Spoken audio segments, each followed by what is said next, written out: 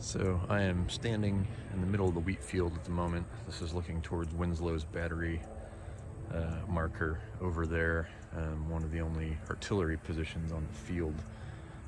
So the Wheatfield is fairly difficult to understand from a tactical perspective. It is not really valuable ground tactically.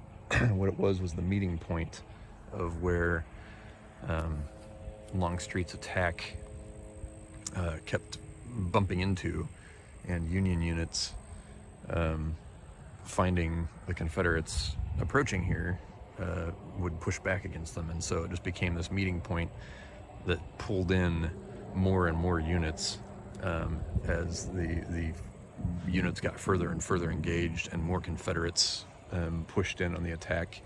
So from this vantage point, and I'm standing next to the 61st New York monument here, and then there's some Pennsylvania monuments that way, there's a Connecticut monument there, and these were part of Cross's brigade, which was one of the reinforcing Second Corps brigades that was fed into this meat grinder, basically, that just kind of the Union kept feeding more and more brigades in to try and stop Longstreet's attack. But looking this direction, so this is towards the Stony Hill here, and this is the sort of rocky tree-covered hill between the Wheatfield and the peach orchard. So the peach orchard would be on the far side of these trees. And what was happening is Longstreet's echelon attack was bringing in guys pushing into the Union line. So this is Rose's Woods here in this distance. And then on the other side of the trees here is Devil's Den. And so as Longstreet's attack pushed Union troops out of Devil's Den, they started coming through these woods towards the Wheatfield and engaging the thinly stretched units of DeTrobriand's Third Corps guys, who could not, effectively cover this massive line from the peach orchard all the way to Devil's Den and Little Round Top, which is behind the trees there. So that's why, hence the continual feeding in of Second Corps and eventually Fifth Corps and finally Sixth Corps troops into the Wheatfield to try and stop the Confederate advance. And so as these guys came out of Rose's Woods here, some Second Corps troops were initially fed in. The Irish Brigade was fed in, and so just in the trees there in the Stony Hill, you'll find lots of monuments to the Irish Brigade and to other Second Corps. I believe Zook's Second Corps troops also have markers all over there. They tried to meet the Confederates that were coming up through Rose's Woods at the Stony Hill, met them there and stopped them initially. What happened was eventually the units coming in on the other side of these trees that had taken the peach orchard and then were coming down the Wheatfield Road, which is, you can just see a car, the top of a car, passing along the Wheatfield Road. Well, maybe not showing up on camera, but the Wheatfield Road kind of runs all along this stretch of trees here.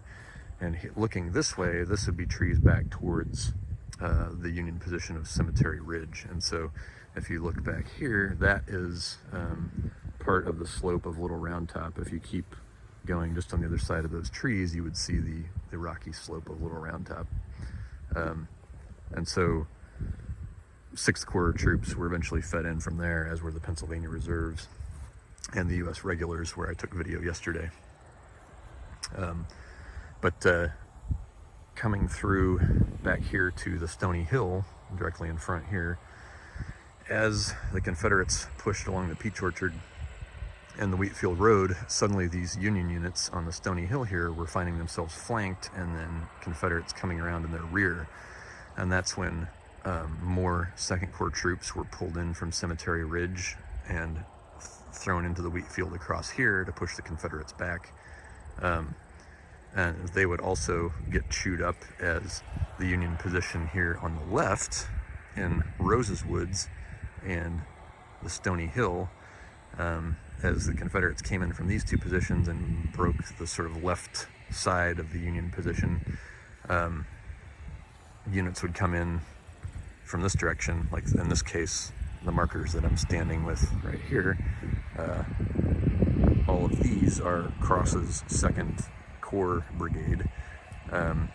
They were fed in to try and counter the Confederate assaults coming from this direction. And when they were broken and pushed back into the woods, then the Confederates briefly stopped at the tree line here, and this is still all part of Rose's Woods here, I believe, the other side of which is Devil's Den and Little Round Top. The U.S. regulars came from the slopes of Little Round Top and up through these woods here and out into the Wheatfield, where they ended up getting flanked and fired on from the rear by the Confederates that had come in. And this would be Kershaw's men and I believe Anderson's men, and possibly Georgians from Semmes's brigade, had advanced across this portion of the Wheatfield and ended up flanking and firing into the U.S. regulars' rear as they came out of these woods to run into Confederates on all sides, essentially. And so they retreated back in. The Confederates then held up briefly, and I believe some of Wofford's Georgians ran towards the Plum Run Valley in that direction and overran some Union batteries before they were finally counterattacked by the Pennsylvania Reserves, the Bucktails, and forced to retreat back across the Wheatfield. And that essentially ended the day's fighting at the Wheatfield. So again, very difficult to describe in any sort of coherent detail, because it went back and forth, I believe at least 6 times the control of the field was changed, and it was because both sides just kept feeding in more and more units. It became like a kind of sucking these units in. It was like, hey, guys need help in the Wheatfield, go help them out. So more and more units would get pulled in, more and more units would get disintegrated, at least on the Union side. The Confederates, I mean, they certainly had significant losses here, but they did not have sort of the whole scale dissolution of entire brigades the way the Union did. And part of it was just because the Union brigades were a lot smaller numbers wise. So they take any significant losses and they're kind of reduced to combat ineffectiveness. So but just an attempt to explain a little bit and try and show some direction from the middle of the Wheatfield. And so it is interesting to stand here and think about just the amount of carnage that happened. This was the bloodiest spot of all of the Gettysburg battlefield. So, that includes Pickett's Charge, that includes Herbst's Woods on the first day, that includes Culp's Hill, it includes Little Round Top and the Devil's Den. Way more casualties happened here than anywhere else. So definitely the most hallowed of hallowed ground here at the Gettysburg battlefield. So this is the position at the Rose Farm, the house that you can see peeking through the trees over there, and some horses grazing. This position looks from the base of Rose Hill, which goes up the road in that direction, the farm itself over there, and then looking here in the distance, you can see the trees of the peach orchard and realize just how high up that ground is. When I was filming from the peach orchard the other day, it didn't seem that high looking towards the Rose Farm, but clearly from this point, and this is in kind of a ravine at the base of the hill here,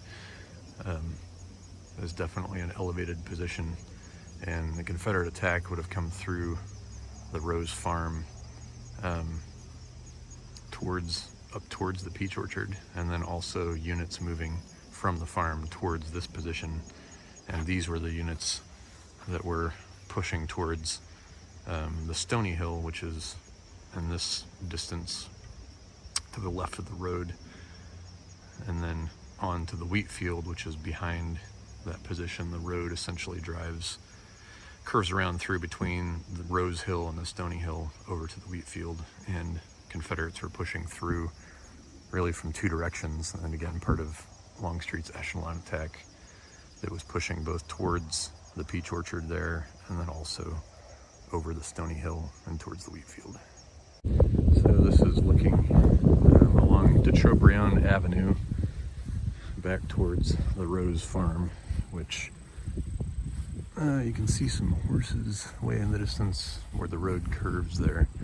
Let's try and get beyond the trees there. You can see the Rose Farm, some of the buildings and the horses there in the distance. And this is the cut here essentially between the Rose Woods and Rose Hill, and then the Stony Hill, which is over there. And then that opens out onto the Wheatfield where I was earlier. And from here, you can see the 61st New York monument that I was recording from earlier in the center of the Wheatfield.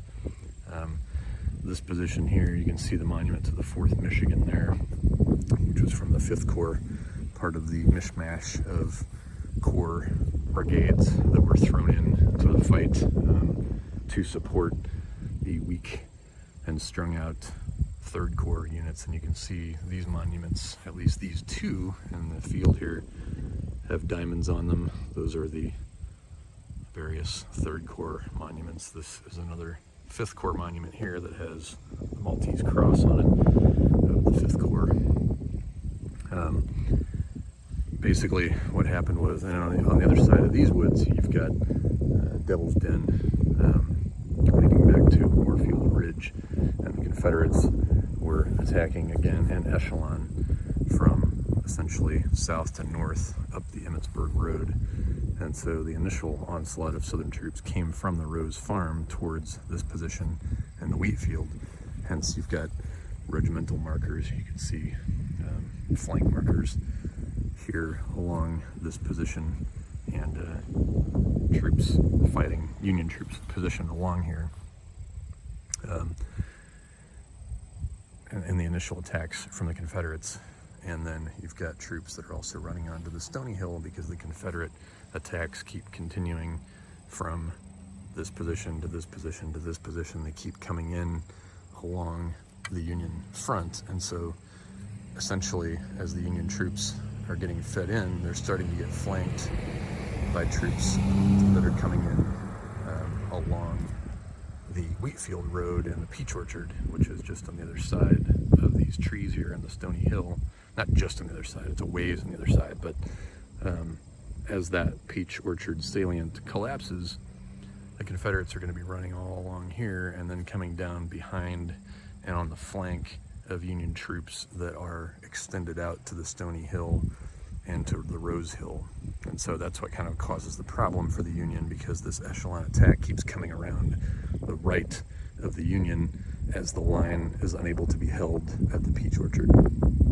And so again, it pulls in more and more units across the Wheatfield there, and the fighting essentially sweeps from right to left across this field as the Confederates keep coming in, and then it eventually moves up, and these units are pushing back and forth across the Wheatfield here. And at one point you've got Confederates even coming out of the Rose Woods here as they consolidate the Devil's Den position, and that's where you get things like the U.S. regulars, which end up coming out of the tree line over there into the field, find themselves being shot at from the right flank, which is the Confederates that had run along the Wheatfield Road and overrun the Peach Orchard, from the front, which are units that had come and overrun the Stony Hill and the Rose Hill position and come across this field towards that tree line. And then from the left, as units coming from Devil's Den come out of the Rose Woods and hit them on the left flank. So that's why you get units marching out into the Wheatfield that are getting shot at from virtually every direction because the Confederates had by that point just come through in every direction. So another attempt to explain the confused fighting that happened in the Wheatfield, and why these monuments are scattered around in such a confusing way. It's because a lot of them are usually shown at the most advanced point of the Union troops. So this was not a static line here. Most of these monuments are of the most advanced position point that the Union troops held. All of this ground was overrun by the Confederates, all the way back to the woods on the far side of the Wheatfield and back towards Cemetery Ridge Line and the Baltimore Pike. So the Union did not hold any of this ground on July 2nd. They were all pushed back. And so these monuments are all just at their most advanced point, the farthest point that they held before they were pushed back, some in considerable disorder, even though none of their monuments will ever say that. They were pushed back in considerable disorder, and then pushed, and then countercharged, pushback, counterattacked, pushback, counterattacked. So, they didn't just all turn and run. It was a constant swirling maelstrom of a fight. But by the end of the day, the Confederates had occupied the Wheatfield, and weren't really driven out from it until the following day. So, and I don't know that they actually stayed on the field. I think most of the Confederates had retired back to the Stony Hill and the Rose Woods under cover of nightfall, but and eventually were cleared from those positions and back to Seminary Ridge by July 3rd. So there you have it, more of the confused fighting in the Wheatfield. So I'm here at the position of the 17th Maine at the Wheatfield, and the Wheatfield / Rose's Woods, because we were looking directly into Rose's Woods here.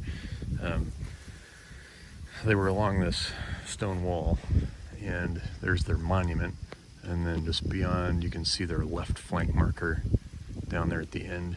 And they were one of the first, they were one of the 3rd Corps units, part of DeTrobriand's brigade. And then there's also the 115th Pennsylvania monument there, also part of the same brigade. But the 17th Maine were along this stone wall, initially engaging the enemy to their front. But as the Confederates started to lap around as their assault worked its way up the Emmitsburg Road, they started coming from the flank of the 17th Maine. And my recollection, and I may be confusing the 17th Maine and the 4th Michigan, but my recollection is that they had to refuse their line as they got overrun here, and I believe were none too happy with the 115th Pennsylvania, which I think withdrew from their right without warning as the Confederates came through from the Rose Farm through this cut here. And so the Maine unit had to refuse its flank in order to try and hold its position, which ultimately it couldn't do. I believe they held off the first wave of Confederates, those coming from Rose's Woods. I think it was only once the attack started to get around on their flank and in behind them that they started to run into more determined and overwhelming Confederate numbers.